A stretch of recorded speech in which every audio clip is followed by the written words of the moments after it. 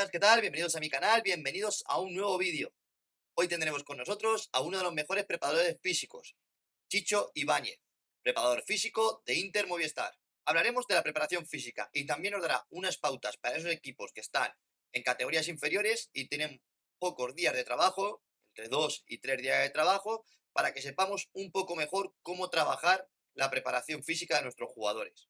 También os invito a que participéis, a que comentéis en los comentarios, digáis si os gusta, no os gusta, tanto en estos vídeos como en los vídeos de las tareas, cómo lo entrenéis vosotros, qué cambiaríais, qué añadiríais, quitaríais algo, todo lo que sea aportar viene bien para el canal y así podemos ir sacando más cosas cada uno de otros.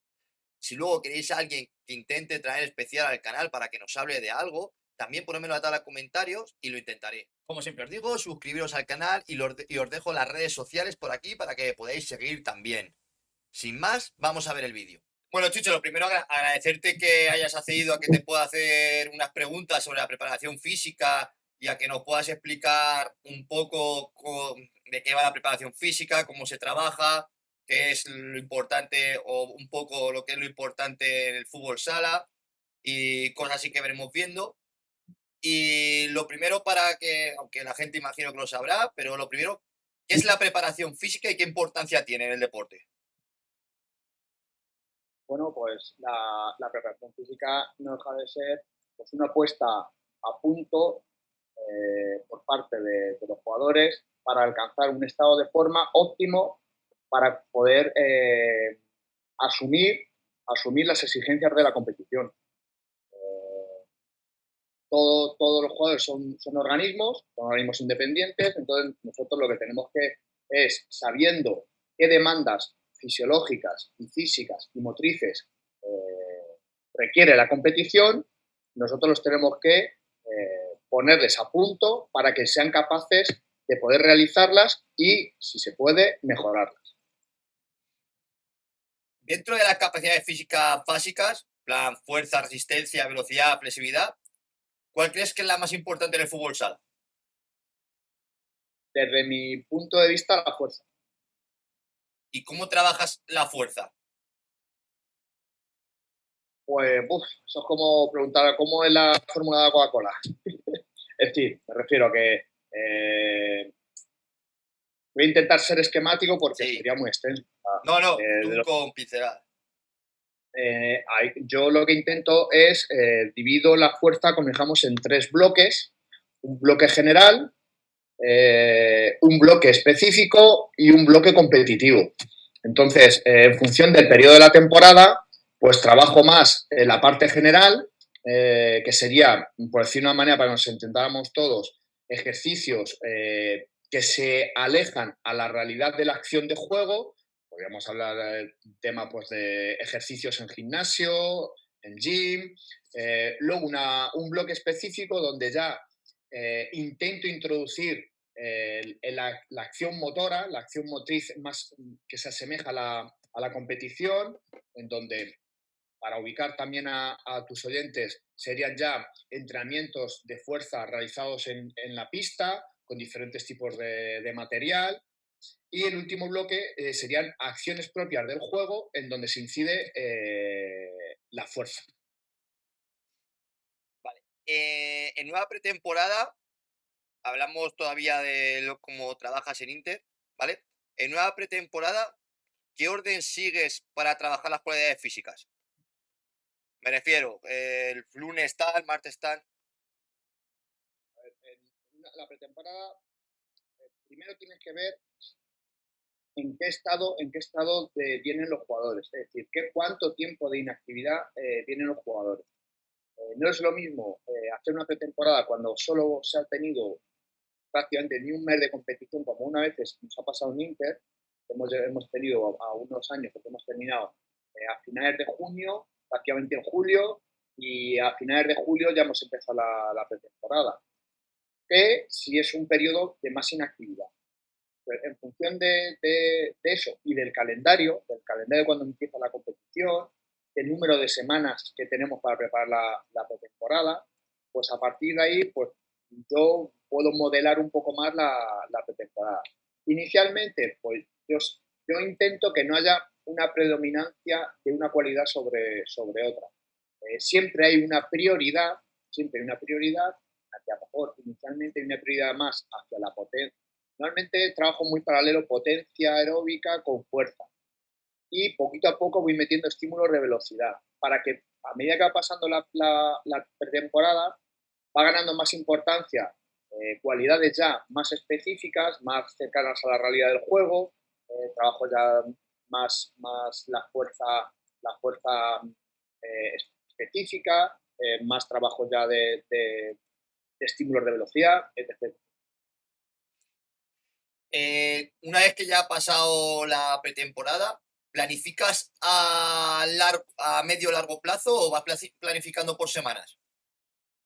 A ver, siempre tiene que haber un guión.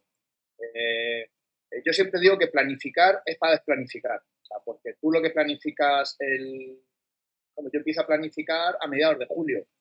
A mediados de julio yo empiezo ya cuando ya tengo el calendario de competición, yo ya empiezo a hacer lo que estamos el bizcocho de la temporada. Donde yo tengo que ir empezando a introducir los ingredientes que van a tener. Pero ¿qué pasa? Claro, lo que tú planificas en julio, la realidad no es la misma cuando llegas a octubre, o cuando llegas a diciembre, o cuando llegas a enero.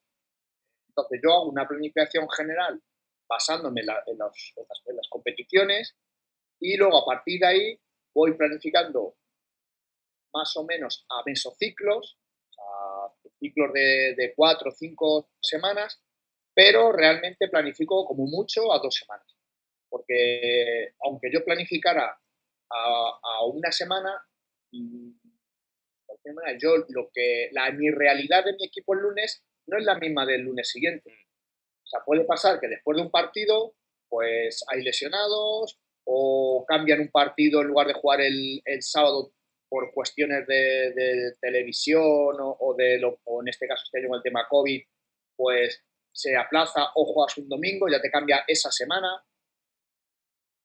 Yo tengo un guión y sobre ese guión voy planificando semana a semana.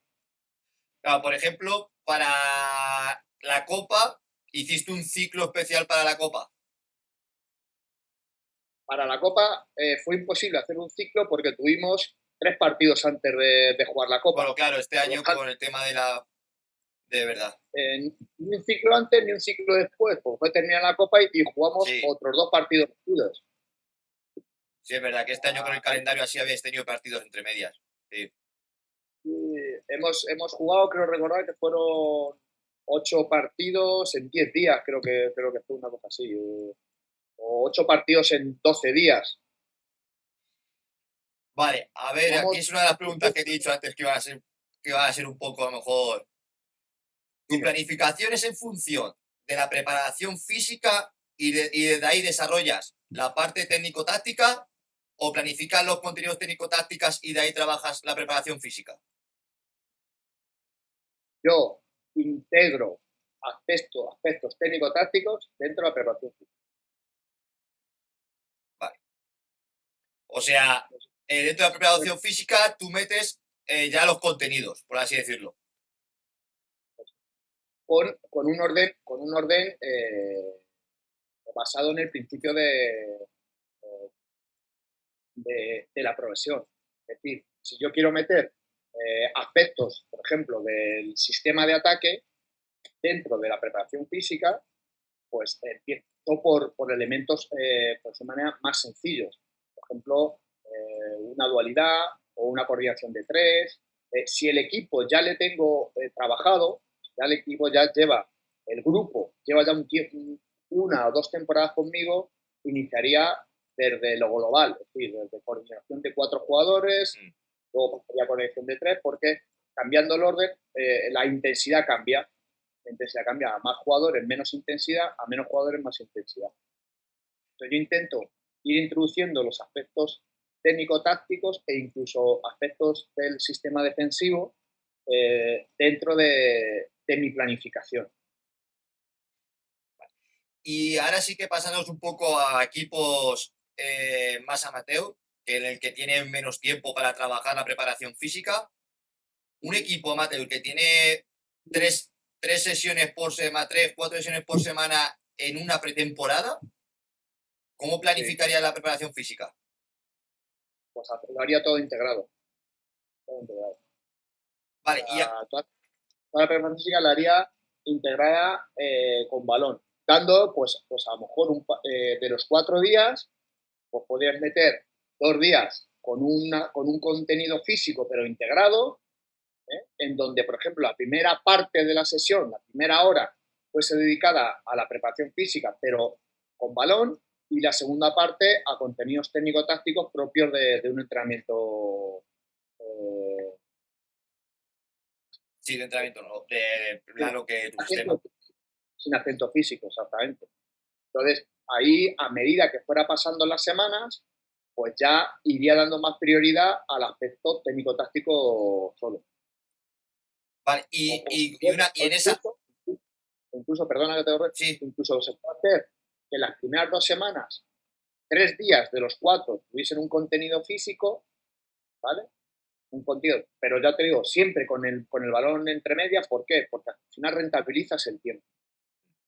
En los equipos donde hay pocos días de preparación física, ¿de qué te sirve tú trabajar la preparación física si luego a la hora de jugar no tiene los conceptos, no te sirve nada? Entonces, hay que ser funcional, entonces la manera de ser más funcional es integrar la preparación física con lo técnico-táctico. Pues tú al principio puedes dar un poquito más de prioridad a esa parcela físico-técnico-táctico, y a medida que van pasando las semanas, pues va perdiendo un poco más de protagonismo el físico y dándole más prioridad a lo táctico. y tú en esa semana, ¿cómo lo planificarías? En plan, el lunes trabajarías la fuerza, el martes otra, o ¿cómo lo harías? Pues ahí depende, si, por ejemplo tuviese 3 días, no tuviese tres días donde puedo tener 3 espacios de preparación física, pues yo trabajaría, por ejemplo, eh, un tramo. Luego ya dependería. Yo intentaría a medida posible, pues en un día meter 2 aspectos, o sea, la fuerza y la resistencia. Yo puedo hacer, por ejemplo, fíjate, el lunes, miércoles y viernes tuviese esos 3 espacios de trabajo. El lunes intentaría meter un estímulo inicialmente de fuerza explosiva. Después del trabajo de fuerza trabajaría resistencia, o sea, el aspecto metabólico. Luego el miércoles, si es la primera semana, haría el mismo esquema, fuerza y luego resistencia. Y luego el viernes trabajaría un estímulo de velocidad, perdón. Empezaría a trabajar un estímulo de velocidad. Ese podría ser más o menos un esquema tipo. Vale, y por ejemplo, ya me has contestado a la siguiente pregunta, ¿vale? Porque la siguiente pregunta era si lo entrenarías integrado o más analítico a la competición. Con ese tiempo yo lo trabajé integrado. Vale, integrado. y una vez que trabajas integrado, O al hacer, final, ¿cómo puedes llegar tú a hacer las mediciones o si se puede hacer las mediciones en un equipo amateur de lo que están haciendo los jugadores? pues, por ejemplo, con pulsómetros. Pulsómetros, sobre todo a nivel de metabólico, a nivel de fuerza, no. A nivel de fuerza, se podría hacer dentro de ese espacio que he dicho de fuerza. Pues a lo mejor, si tienes todo, al final todo depende de cuáles son tus recursos. Si tú en el pabellón donde vas tienes un gimnasio al lado, dentro del pabellón, pues puedes hacer media hora de trabajo de fuerza allí, donde ahí sí que puedes cuantificar la carga, y media hora en la pista trabajando un trabajo de metabolismo, un trabajo de potencia aeróbica, en donde tú puedes cuantificar la carga con pulsómetros. Ahora mismo, a día de hoy, hay bastante. Se puede acceder a ellos oye, que no tengo ni un duro, no tengo ni para pulsómetros. Pues tú terminas, lo puedes hacer como se hacía a vieja usanza, que cada uno se coja las pulsaciones, te las va diciendo, Mm. y tú más o menos pues vas viendo en qué rango de frecuencia cardíaca están trabajando. Eh, a nivel de fuerza, en que no tienes gimnasio, que tienes que trabajarlo de otra manera, Entonces, aquí está la creatividad, la capacidad de recursos que tenga el preparado físico, etcétera, etcétera. Al final, si es amateur, estás en un contexto en donde tienes que buscar todos los recursos habidos y por haber. A lo mejor no es la prioridad la cuantificación de la carga, pues de una manera. A lo mejor el tenerlo todo exactamente detallado de los kilos que levanta un jugador, los que no levanta, tal, pues a lo mejor eso está para un salto más adelante.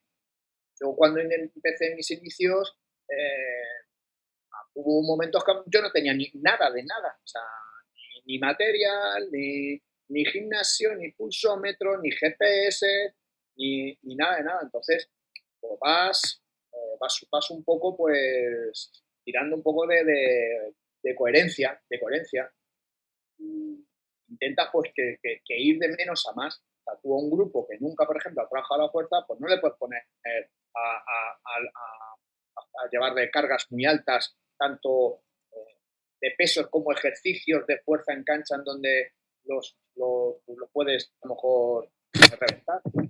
Ahí entra el principio de la progresión, el principio de la especificidad, saber qué grupo tienes, qué características, qué tal. Tienes que buscar más la vida. Aunque la mayoría de los equipos amateurs suelen tener un mes y poco de pretemporada, porque al final por la gente de trabajo y todo eso, al final, para ti, sabiendo que tienes 3 días, 4 días, ¿qué tiempo crees que sería lo normal para hacer una pretemporada? Pues lo mismo, ahí lo primero que hay que hacer es análisis del contexto, es decir, qué recursos tengo, qué grupo es, hasta saber en qué trabajan, porque no es lo mismo uno que trabaja en una oficina que uno que está poniendo ladrillos. Entonces, ahí tú tienes que saber, tienes que hacer un estudio de tu contexto y de tu realidad. O sea, lo que es un error es intentar copiar cosas de la élite para llevarlas al plano amateur. ¿Por qué? Porque en la élite trabajamos de una manera con unos jugadores que se dedican exclusivamente a esto, que no viven nada más que para entrenar, descansar, y tú en un ámbito amateur, pues mejor te puede venir un chico que lleva 12 horas para arriba y para abajo porque es un repartidor. ¿Y qué le vas a meter? Una carga de entrenamiento encima añadida a la que lleva. Entonces, eso hay que contemplarlo también. Eso porque al final le estás dando un sobreentrenamiento a una persona que se va a llegar a su casa, se va a acostar, se va a volver a levantar a las 7 de la mañana porque tiene que coger la furgoneta y recorrerse 300 kilómetros en un día.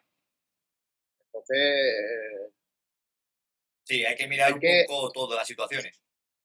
claro, exactamente. Yo recuerdo hace muchos años, al principio de yo empezar a trabajar, pues yo entraba a un equipo amateur y yo iba con esa mentalidad de meter ejercicio y tal, hasta que un chico me dijo, Chicho, es que llevo 9 horas poniendo ladrillos. Y me dio una lección. Porque le estaba yo apretando, diciendo, vamos, venga, que vas un poquito, aprieta un poquito más. Y claro, me dijo, Chicho, es que yo llevo desde las 8 de la mañana poniendo ladrillos.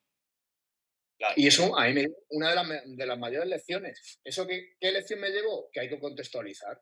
Y hay que ver cuál es la realidad de cada en el equipo en el que estás, el grupo en el que estás, los jugadores en el que estás, los recursos que tienes, el material que tienes. O sea, hay que ver dónde estoy. Y a partir de ahí, decir, a ver, ¿cuántas horas de entrenamiento tengo? ¿Tengo 3 días? ¿Tengo 2 días? ¿Qué prioridad es? A lo mejor teniendo 2 o 3 días, la preparación física a lo mejor no es la prioridad, seguro. Bueno, pues voy a intentar a lo mejor hacer ejercicios en donde tengan contenidos físicos, pero que a la vez estén entrenando acciones o contenidos técnico-tácticos que les puede servir. Y así, por eso yo desde mis inicios que empecé en el 98, siempre he trabajado con el método integrado, porque porque es la manera de rentabilizar el tiempo. Sí, al final, igual, te iba a preguntar que una vez pasada la pretemporada, al final los equipos se quedan en 2, 3 días. ¿Qué importancia le das tú a la preparación física? Pero como tú has dicho, a lo mejor en ese momento ya no es tan importante la preparación física cuando tienes tan poco tiempo. Pues ahí lo importante es mínimo un día a la semana haya un entrenamiento en donde ese entrenamiento tenga un componente físico o tenga un componente de intensidad alto. Por ejemplo, pues trabajar superioridades e inferioridades numéricas, juego rápido, ejercicio de transiciones. Entonces, ese día puede tener un componente físico, pero no dejas de estar trabajando aspectos técnico-tácticos. Entonces, ahí tiene que haber esa, si hay un preparador físico, un entrenador, o es el entrenador el que tiene que hacer todo, que lo normal en este ámbito amateur sea él el que tenga que pensar en todo, pues que piense un poco en eso, que diga, oye, pues mira, pues si tengo 3 días, pues el día del medio, si entreno el lunes, o sea, el lunes, miércoles y viernes, o lunes, martes y jueves, martes, pues que sea un entrenamiento pues de chicha, es decir, que sea intenso, haga, que lleve a los jugadores a un estado de fatiga controlado, porque eso les va a dar, va a tener un acento físico. Ya, una pregunta basada en el partido, que mucha gente, pues, al final los ve y los copia, pero al final ve y dice, bueno, pues como lo hace el Inter, pues me le voy a copiar igual para mi equipo. ¿Cómo crees que tiene que ser un buen calentamiento antes de un partido? Pues tiene que ser un calentamiento que, como propiamente la palabra dice, sea una puesta en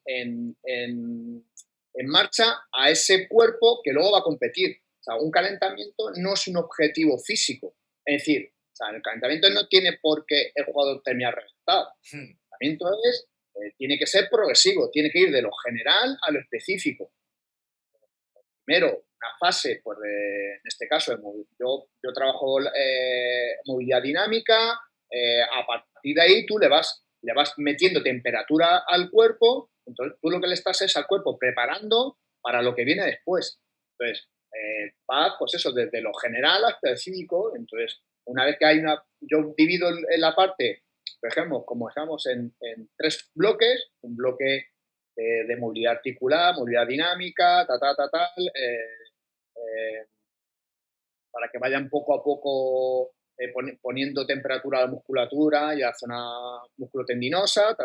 Luego, movilidad articular dinámica, y luego ya empiezo con el segundo bloque, que es de toma de contacto con el balón, donde trabajo rondos, donde trabajo ejercicios de posesión de balón, y la tercer bloque, que ya es el bloque, pues digamos, más específico, donde ya es tiros a portería, superioridades numéricas, voleas, y ahí intento, pues eso, que al final de lo que se trata es que los porteros hagan su calentamiento específico y que los jugadores hagan una puesta a punto para lo que viene después. Yo al final una cosa, esto ya te lo cuento yo, que me acuerdo que cuando fui en el equipo donde estoy ahora, que es de tercera división, antes fui a verlos un partido y les di el calentamiento y es que acabaron el calentamiento que parecía que iban a terminar el partido. Y le dije, pero ¿cómo podéis salir si salís reventados ya al partido? Si habéis hecho de todo, me parece un entrenamiento, en 20 minutos habéis hecho un entrenamiento. Y dice, parece que salís todos sofocados. No, pero es que hay que salir así para estar metidos. Digo, pues lo que no va a poder ahora es correr. Esto es como todo. Una cosa es hacer un calentamiento. Yo lo noto, o sea, yo les noto cuando el calentamiento está por ejemplo, en un calentamiento serio, pero el que sea un calentamiento serio no significa que se tengan que desfondar, porque el objetivo del calentamiento es que eso es calentar. Luego el otro es competir. Entonces, es importante, o sea, el calentamiento tiene que servir como una especie como de gatillo, o sea, de activación físico-mental para la competición. ¿Sabes? Hay veces que yo paro el calentamiento porque estoy viendo que no, estoy viendo que ya no es un calentamiento, ya es estoy paseando. Mm. Entonces, yo ha habido veces que en medio de un calentamiento he parado el calentamiento, les he agrupado y les he dicho, chicos, esto no es un calentamiento. O sea, o nos conectamos porque el calentamiento es la vía de conducto, o sea, el conducto hacia la competición. Muchas veces en función de cómo hagas el calentamiento, así inicias la competición. Pero no significa que el calentamiento sea un objetivo en sí físico, o sea, no es una sesión física de esfuerzo, de ir como si no hubiera un mañana. Mm. Luego hay jugadores, a lo mejor hay jugadores que necesitan eso para conectarse. Oye, esto, por ejemplo, yo estuve en la selección de Japón y los japoneses el calentamiento lo hacían como si no hubiera un mañana.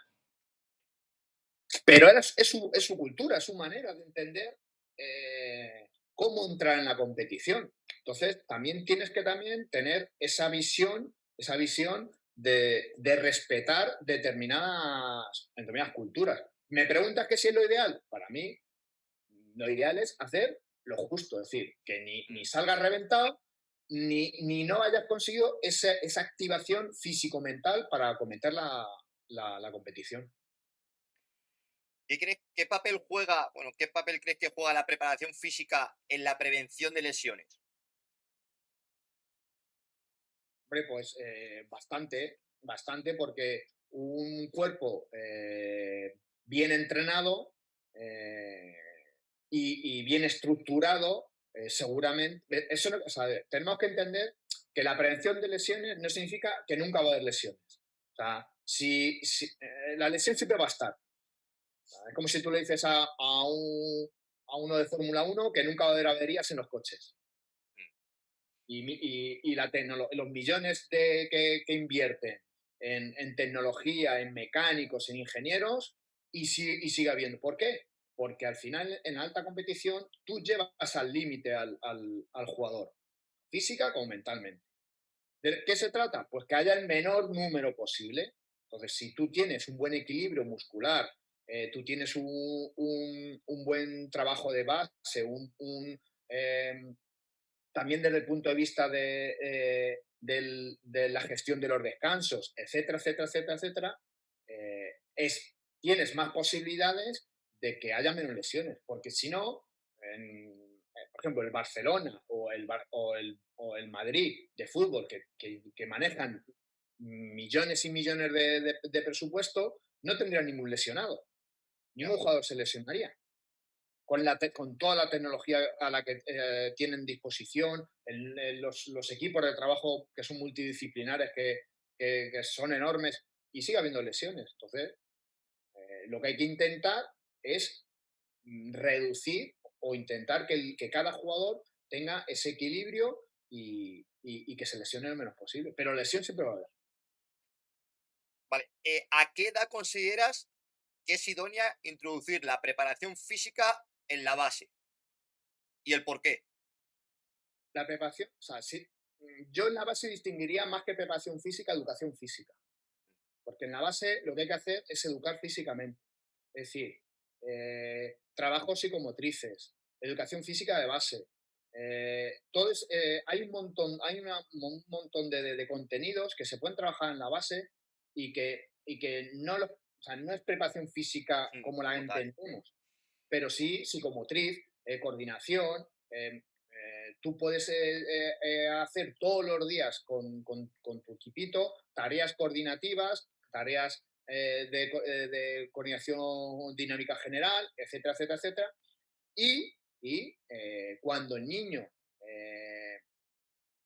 va empezando a madurar motrizmente, pues ya se pueden ir introduciendo ejercicios de fuerza, pero todo tiene que ir. Yo soy más partidario de la coordinación, ¿por qué? Porque ahora mismo, por la situación social en la que vivimos, el niño cada vez juega menos en la calle, etcétera, etcétera, que ahí es donde se desarrollaban todas las capacidades coordinativas.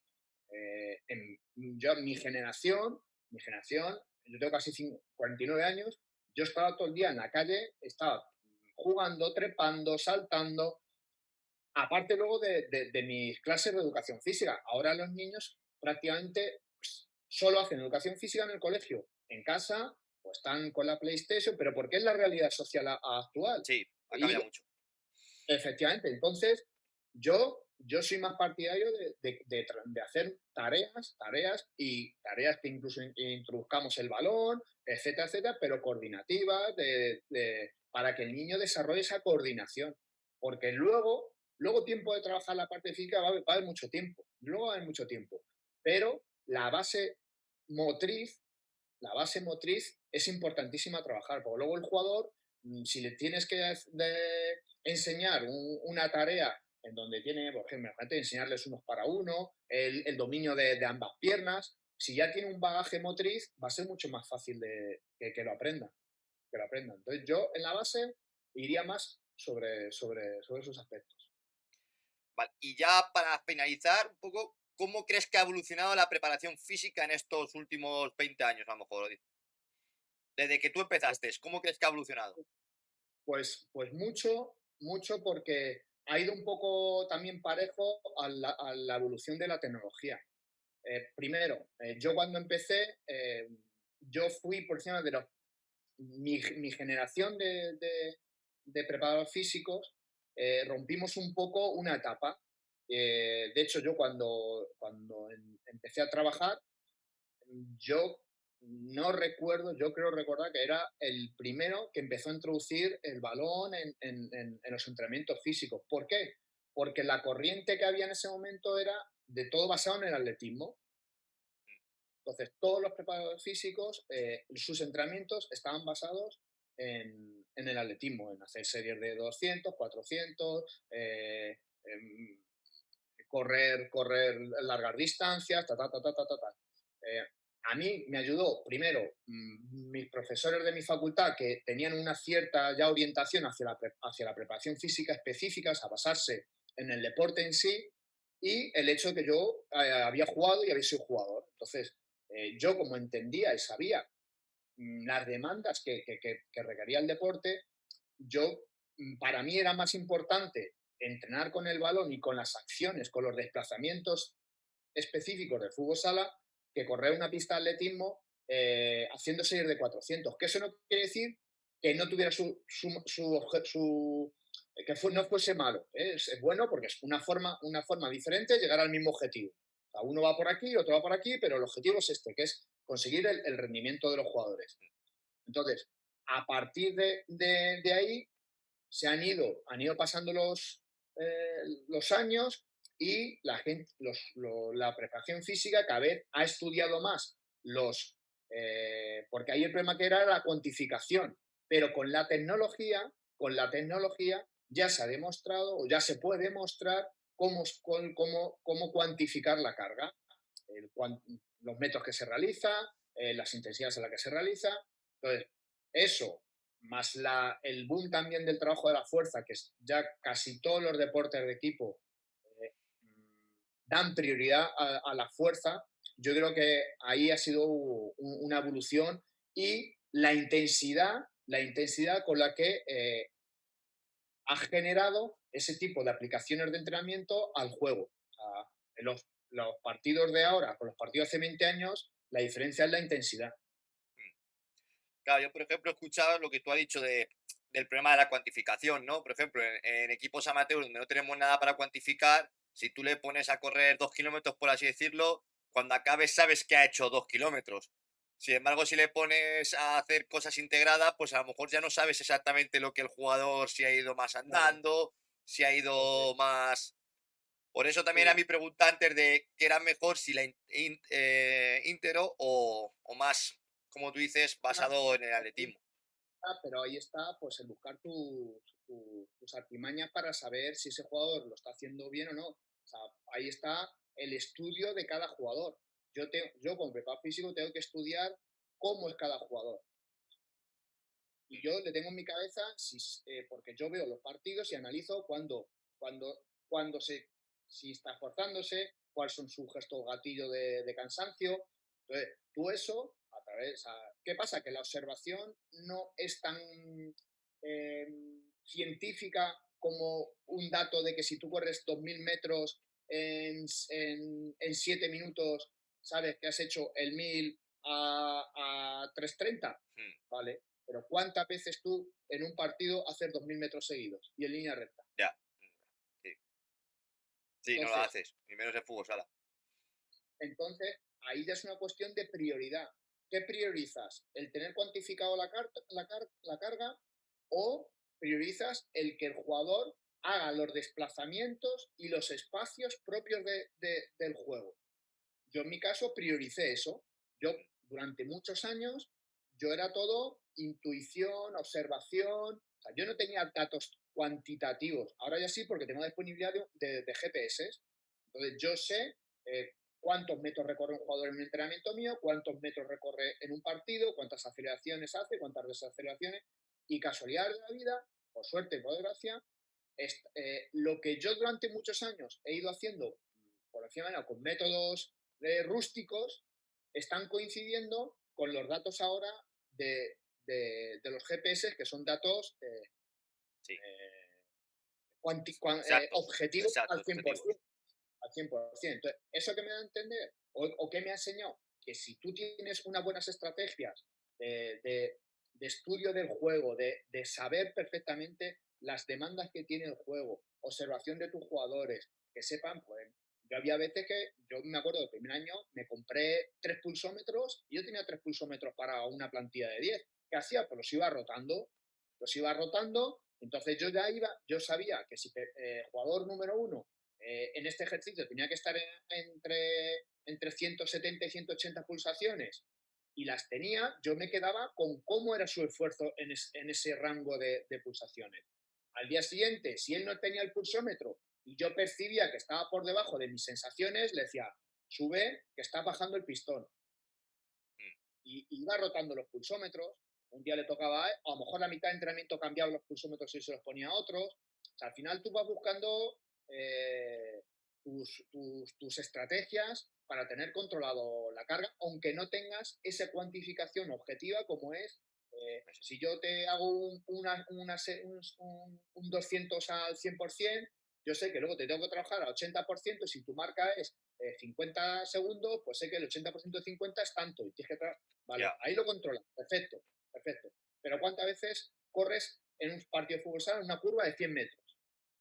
Porque el 200 metros es 100 metros en línea recta y 100 metros en curva. Sí, Entonces, nunca. ahí es elegir. Hay gente que se siente más seguro cuantificando la carga y es respetable. Y vamos, yo jamás diré que eso está mal hecho, todo lo contrario. Seguramente si ellos consiguen sacar el rendimiento a sus jugadores, fenomenal. Pero yo soy de la corriente que yo prefiero lo otro. Prefiero que mi jugador sea capaz de frenar y acelerar 1000 veces en un partido, que es lo que se da, y que sean capaces pues, de tener esa capacidad de ir corriendo 7 metros hasta a un sitio, frena, cambia de dirección, va hacia adelante, va hacia atrás, lateral, etcétera, etcétera. Lo que se hace en el propio deporte que está practicando. Eso es. Por eso es para mí es una preparación física específica. Muy bien, pues Chicho, hasta aquí, muchas gracias de verdad haberte tenido y que nos hayas ayudado un poco más, sobre todo a los equipos amateur, que al final tenemos más el entrenador, por así decirlo, no tiene preparador físico, suele hacerlo siempre el entrenador y al final pues tiene menos conocimientos que un preparador físico normal y se las tiene que ingeniar y así nos va a venir bien, a mí el primero, que yo entreno solo. Así que darte las gracias por haber estado aquí en el canal y haber dado tu tiempo. Gracias a vosotros por haberme llamado y por compartir este espacio con vosotros. Esperemos que estés por aquí otro día. Cuando queráis. Bueno, hasta aquí el vídeo con Chicho Ibáñez. Espero que os haya gustado. Como siempre os digo, suscribiros al canal y darle like a la campanita y participar todo lo que podáis con los comentarios. Un saludo y hasta el próximo vídeo.